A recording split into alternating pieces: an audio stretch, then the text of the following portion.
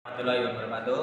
Perkenalkan, nama saya Faisal Putra dari kelas 11 Standar 2. Di sini saya akan menjelaskan aliran listrik, pipa dan washer pada posisi low, high, dan washer.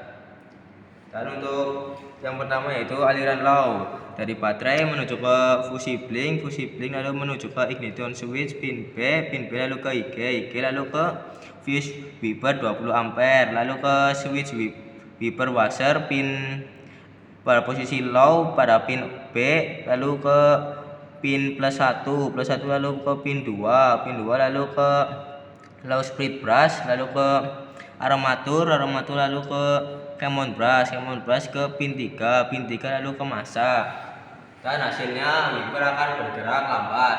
Dan untuk selanjutnya yaitu pada posisi high dari baterai menuju ke fusi blink lalu akan menuju ke ignition switch lalu ke ignition switch pin B lalu ke IG lalu ke fuse wiper 20 ampere lalu ke switch wiper washer pada posisi high pin B lalu ke pin plus 2 lalu ke pin 1 lalu ke high split brush lalu ke armatur lalu ke common brush lalu akan ke pin 3 lalu akan ke massa, dan hasilnya yaitu wiper akan bergerak cepat.